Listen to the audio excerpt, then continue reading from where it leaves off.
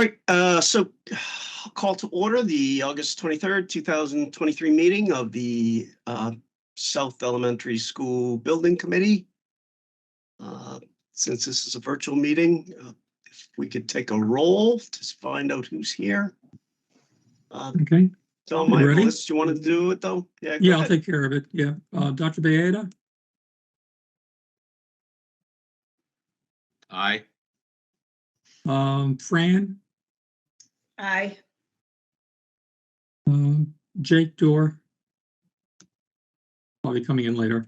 Katie Monahan, Aye. Joyce Husseini, Aye. Melissa Lynch, she's out. She sent an email. Heidi Perkins, Present. Catherine Weiss, I'm present. Steve Cavey, Eileen Sprague,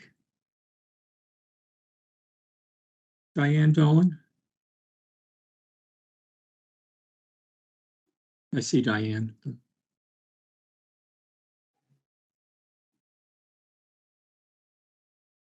TJ Yeah, here. and Joe Buckley. Great. Did I miss anyone? Hey, TJ. Did you call Sandra Gropey? I didn't hear. Oh, I did not. Sandra Gropey. Sorry. Okay.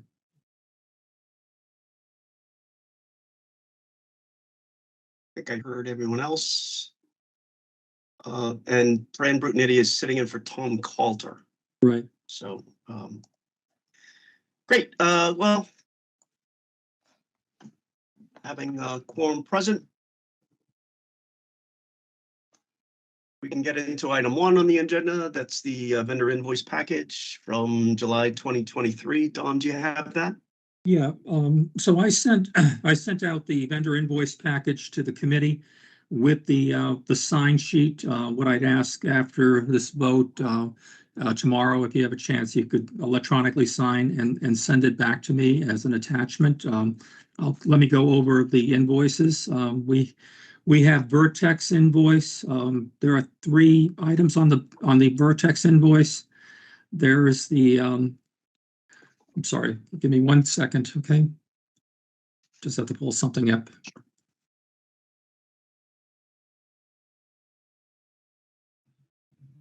Sorry about that. So the invoice is comprised of Vertex invoice of their OPM services of $11,912.75. There's an invoice for the banners that were sent around for the community forum. That's for $1,550.93. There's also the townwide postage, the mailers, if you remember. That was for $2,635.64. We now have also the invoice for services provided by DRA, which was $27,000 and $27,300. Total being, excuse me, I had it here and I lost it.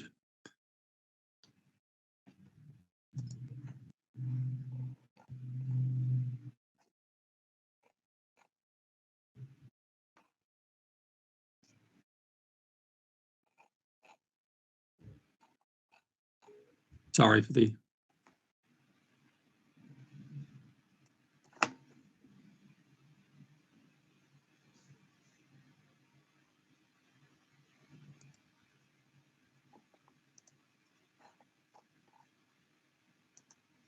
Want to make sure I have the right total. $39,535.60, which would be on your invoice approval sheet.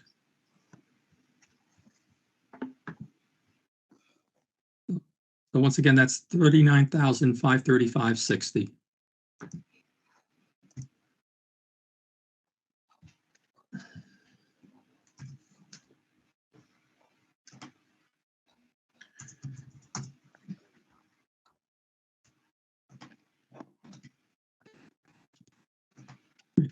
We need a motion.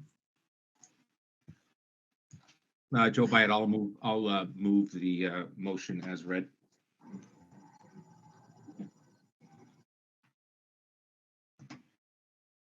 And second.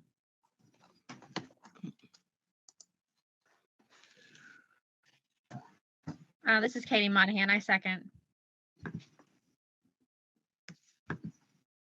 Any questions, discussion?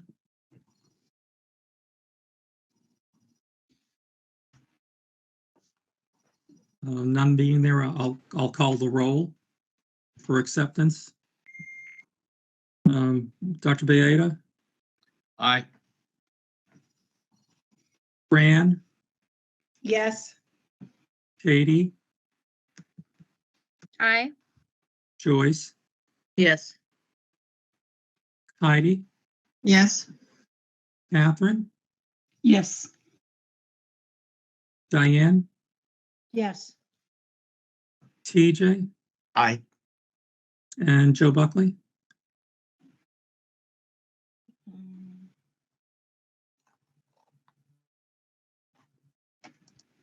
I see Joe. I can't hear you, Joe. I'm not sure. Okay. For some reason you're still muted. I'm not sure why. But okay. The next item is the PSR, which Courtney had sent some information earlier this morning, well, about noontime. We're going to go through it. It's still in progress with some of our consultants and architects and Vertex input going in, but we'll give you a general overview for this submission and approval to proceed for submission. Courtney, you want to take over?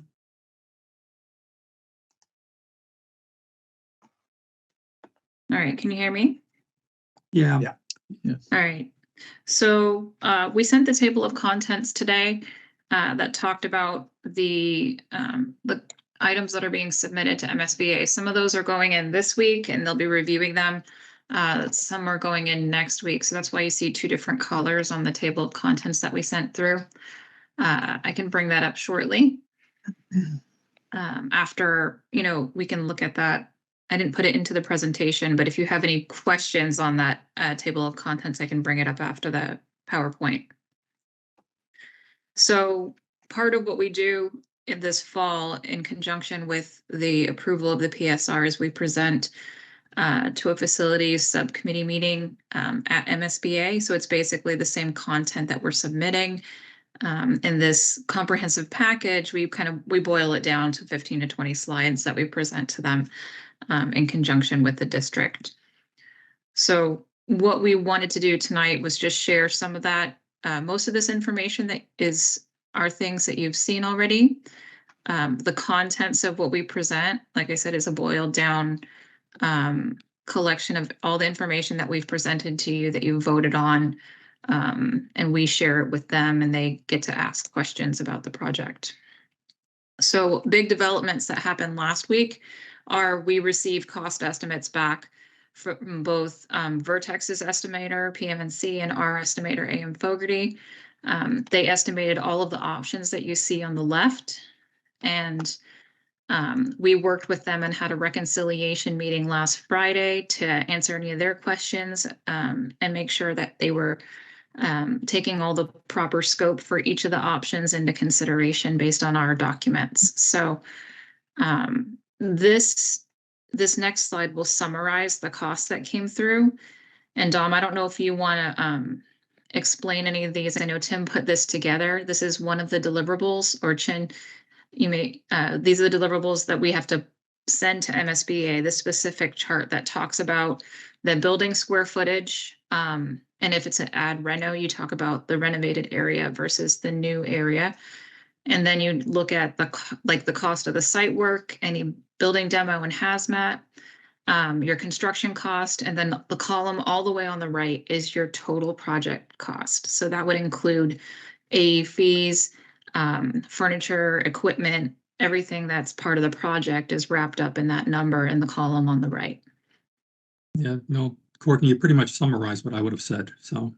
The So, one thing I would add, Courtney, just for everyone's edification, these numbers, we like to call them order of magnitude cost estimates, and they're for comparative purposes only, because, you know, as you can understand, the level of development of the designs is, you know, pretty basic, and there's not a lot of detail there.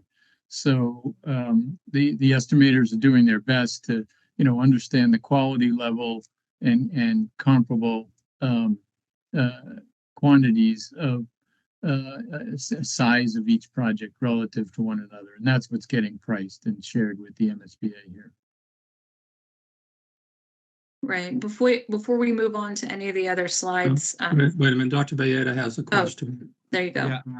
Yeah, thank you so much. This is Joe. On the noted number for the cost of site work building demo at 17.8 million. I'm just for clarification, that includes taking that building down?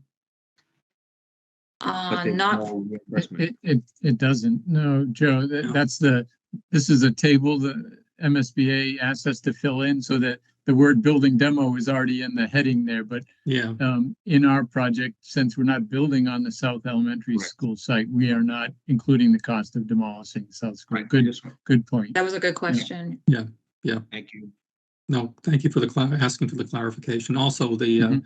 the Fano Drive extension is not included in this price, just to be clear. But yeah, and as Carl mentioned, as we get through schematic, we'll start to drill down on the contingencies that the estimators have carried to have a tighter number. But as Carl said, this is a magnitude number. Okay, Courtney.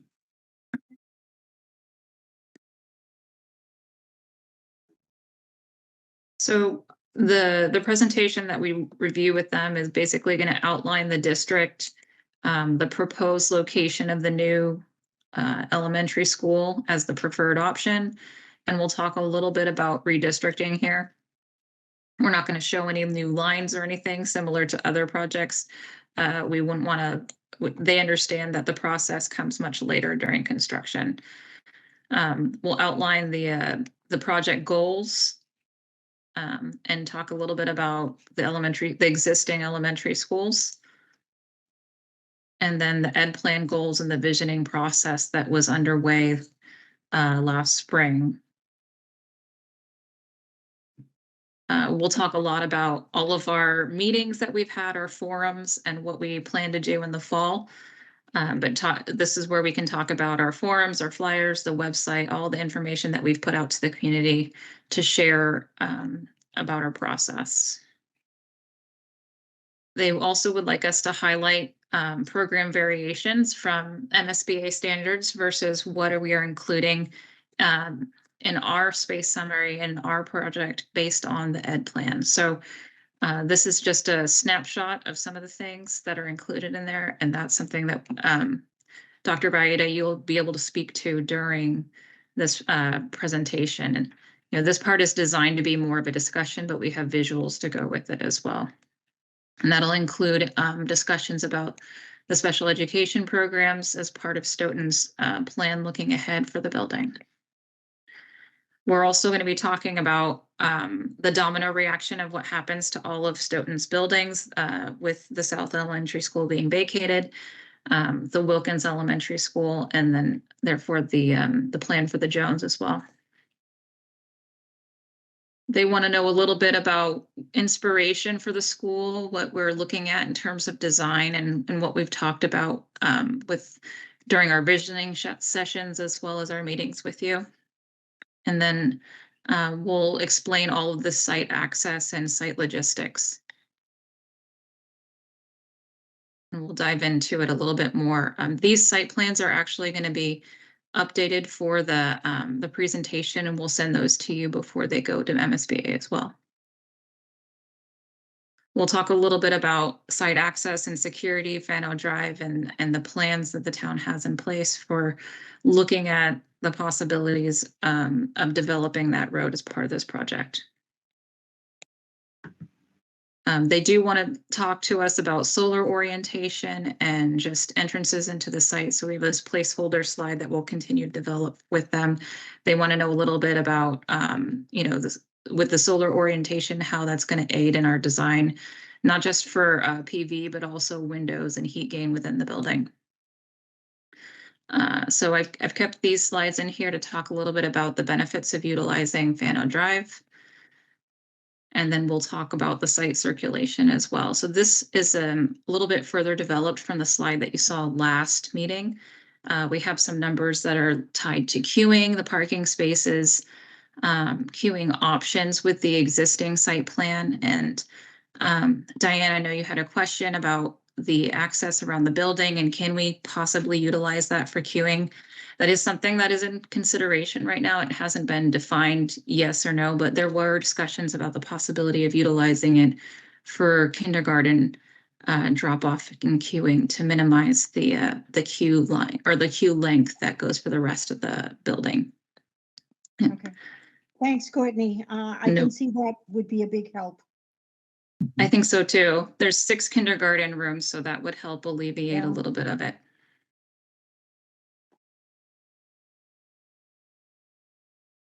We'll talk a little bit about the plan organization and how the actual design of the plan follows the educational plan that was written by Katie and Jake. And developing and building on that, how the 3 floors separate the upper elementary from the lower elementary school, how the STEM rooms relationship to the learning commons and the learning commons being the heart of the school. So it's not actually, okay, there we go. So this is a new slide that you haven't seen. We're working on developing each of the neighborhoods right now in terms of what does it mean to be the neighborhood and how are these spaces related to each other, and further define the collaboration spaces, the pullout spaces. And this slide also highlights all of the special education programs that are integrated into the building. The state DESE really likes to see them integrated in all portions and evenly distributed in the building. And I think we've done a really good job working with Katie and Jake on this in terms of making sure that the rooms are evenly distributed out throughout the building. Every wing every neighborhood's gonna have these special education programs integrated.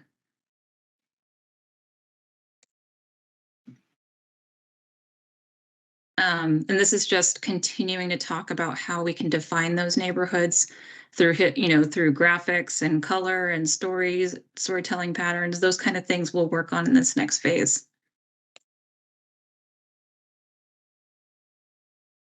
More inspiration images talking about design patterns on the inside of the school. We're going to look at key spaces like the collaboration areas, the learning commons, the cafetorium spaces, and then the welcome and entrance into the school, as well as the classroom spaces. Another component that we're going to talk about with MSBA is the sustainability goals. So we've already decided that we're going to go in the direction of LEED, and we've actually assessed the building and the project, and we're targeting a 4% reimbursement currently. This is a new, we talked about it briefly, I believe, at the last meeting, but this is a new change in MSBA's percentage of reimbursement. We've worked with our sustainability consultant and our engineers, and they feel confident that we can achieve this 4%, which is very big benefit for the project in terms of the cost. And then this will kind of develop further a little bit on the solar orientation and what we anticipate in terms of sustainable solutions for the project. And then we'll just kind of wrap up the schedule with them. And that's basically the end of the current presentation that we're going to work on for the MSBA.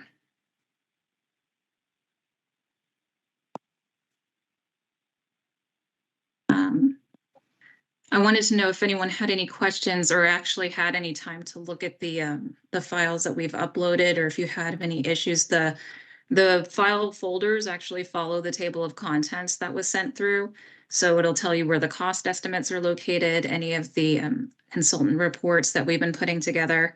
And we'll continue to populate those over this week. So if there's something missing that you're looking for specifically, feel free to email me, and I'll let you know when it's actually available for you to look at. We have a geotech report coming actually very soon, as well as a hazmat report for the existing building. So those are two examples of items that we don't have in there yet, but they should be in next week. Any questions about what we're showing at this point with MSBA? Just real quick, Courtney, Joe Buckley picked up on slide Oh. 12, the Jones School. I think I fixed it on a previous presentation, and it got through on this one. Thank you. Okay. I just had a quick question. I was asked Dr. today. Biden had a question. Hi. Yeah. Yeah. Yeah, just real quick. I was asked today about percentage reimbursement, and I just, I deflected the question, to be Mhm. quite honest. Is there any ballpark number with the 4% and all the other numbers that have been discussed on what the reimbursement on this project looks like? Don't want to throw a number quite out right at this moment, Okay. Dr. Beta. I think. I know Tim was doing Tim- some work on it. Tim was working on Tim was- an approximation of that. Yeah, Um, it was. As you know, the important thing is that it's let's just say it's 50%. It's 50% of eligible costs. Yeah. And unfortunately, these days, eligible costs are a lot less than the actual cost, because the allowable cost per square foot for construction by the MSBA is significantly lower than the reality of what construction costs are out there, unfortunately. Yeah, but I'm sorry, I'm being hesitant, Dr. Beta. It's just that I don't want a number to go out there that everybody hears and then they fixate on. So I want to make sure we have a Right. decent number to tell you. So.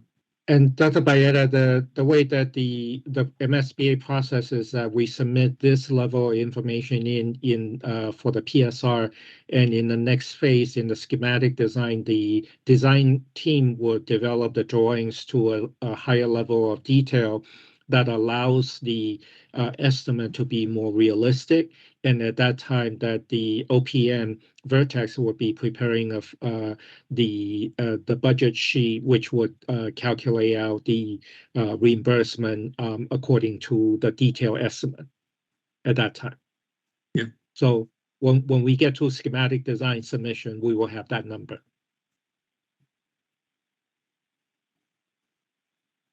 Great. And any other questions? Heidi? I have one.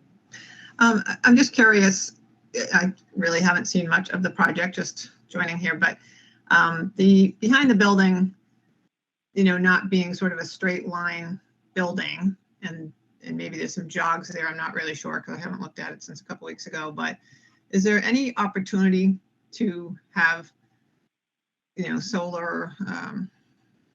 solar out there as standalone, like a pergola type? I can't think of the word I'm looking for, but Ground I mounted. know. Yeah, thank you. I'm just wondering if there's like sort of wasted space there that could be utilized with extra panels. And I'm not even sure if the town would even want them or anything. I'm not that familiar with what's been discussed. So I'm just curious if that was an opportunity to use sort of, odd spaces that might be back there. Was that? Are you talking, Heidi, No. are you asking within the cleared site, or are you talking about additional space that we're not utilizing right now?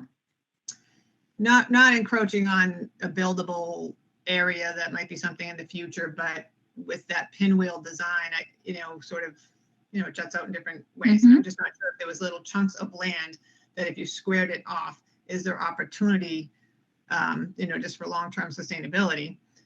Is there opportunity? And I know that MSBA would not cover that. I have no idea if the town has investigated it or if they would even be interested in it. So I was just curious, trying to catch myself up, I guess. One of the reasons for the pinwheel design, Heidi, is that those arms or wings of the building actually sort of enclose outdoor space that is meant to be usable, for both educational and recreational purposes.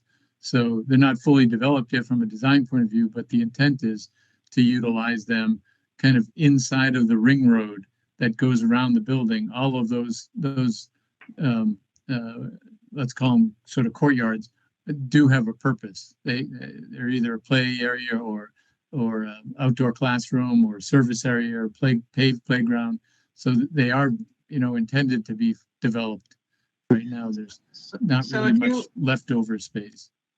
So in the bottom left of this, I guess, just Mhm. like if this lot was sort of squared off, like, you know what I mean? Is Oh, that, yeah. is that anything that was ever looked at? I'm just Over curious. here? Yes, or even at the other end beside the field or whatever. I was So- just so- curious. So those are the kind of things that we will further review in the schematic design phase, and then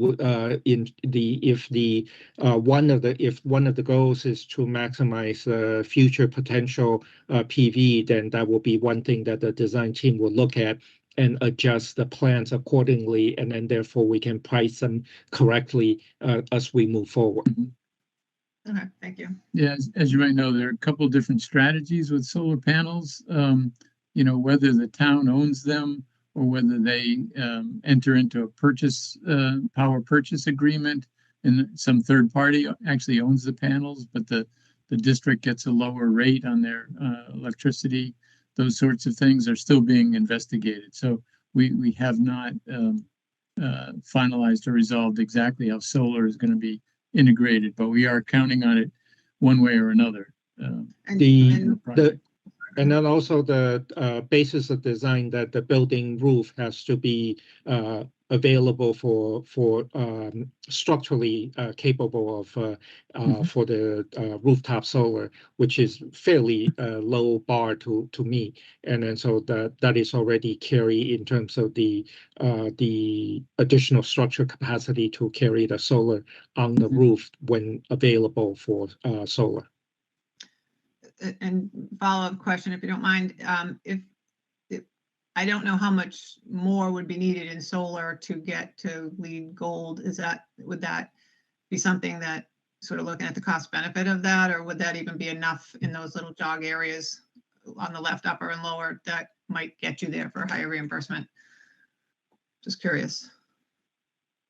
So With the MSBA's policy, LEED Gold in and of itself does not get the district additional reimbursement points monetarily.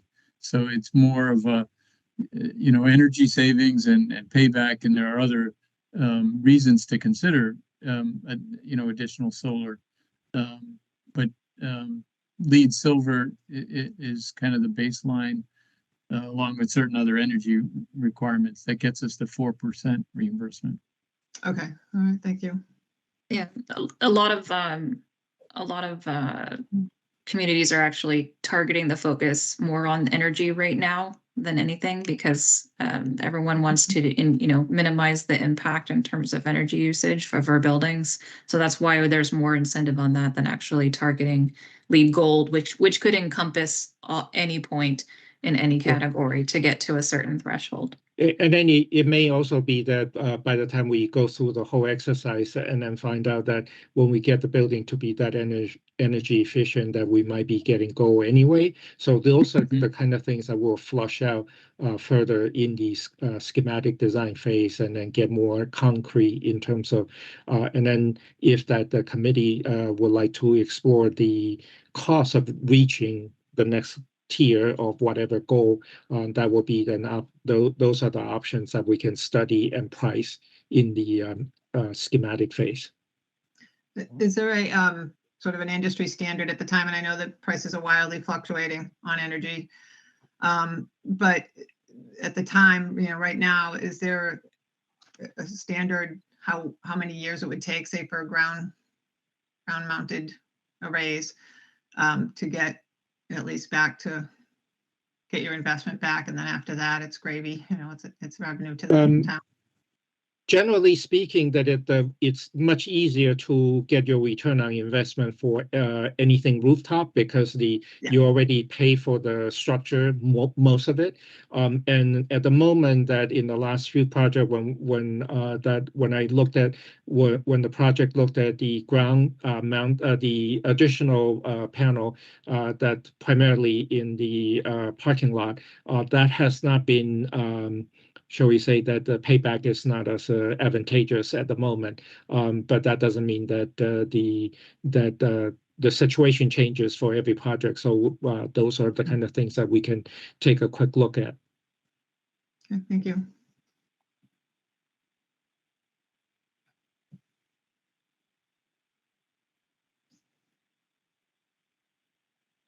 Any other Any other comments questions and before we? questions? Yeah. We do want to take an eventual vote, but we want to exhaust all questions first. Yeah. What we're voting for is just the committee to approve us submitting at the end of the month on August 31st. Right. There's nobody else? Is there a motion to submit on as presented and as will be uploaded over the next week or so on August 31st? So moved. I'm sorry, who's that? That was Heidi. Heidi, is there a second? I'll second it. It's Joyce. Yes. Joyce, thank you. Any further discussion? Hearing none. Dom, you want to run through? Yeah, Dr. Bayeda, Aye.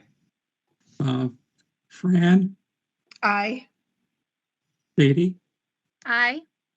Joyce, Aye. Heidi, Yes. Catherine, Aye. Diane, Yes. TJ, Aye. and Joe. Okay, I see him. I can't hear him. Anybody I missed who joined us later? Okay. Dom, we do have one person who is on the phone, and that we do not have a name on that phone number. Are you able to hear me? Yes. This is Stephen King. that's I showed up Steve about King. 7:20. Okay. Oh, hi, Steve. I didn't want to interrupt. I voted yes as well. Thank you. Great. Right. There's nothing else. Is there any new business? Hearing none. Is there a motion to adjourn? Make a motion to adjourn. Who Second, was that? this I'm is sorry. Fran. Heidi. Heidi. And Fran. Fran okay. seconds it. Okay. All in Dom. Yeah. Yeah, I got to do a roll call again. Yeah. Yeah. Hey, by the way, thanks for this was, I thought the presentation was excellent. It was great. I told you that last week too, Courtney and Carl. It was just well presented, looked good, made us look good, frankly. And I can't wait to, I haven't downloaded from the link yet, but I can't wait to go through it all in great detail. Just the PDF was excellent though. Thank you. Thanks. Hearing that, TJ, sorry, Dom. TJ, by the way, sorry, Sure. we should mention that the MSBA board meeting where they're voting, is in October, but the FAS subcommittee is a public meeting, so we could spread that date too, where this will be presented. We Either did block. I don't have, I did get Chin's link, but I didn't, I don't remember the date if you want to. It's Remind September everyone of 3rd. Right now, 13th. we still don't know the exact date. There are two possible dates, is September 13th and September 27th. So those were just placeholders then that I got? Yeah. Correct. Yes. But- Yeah. Correct. Okay.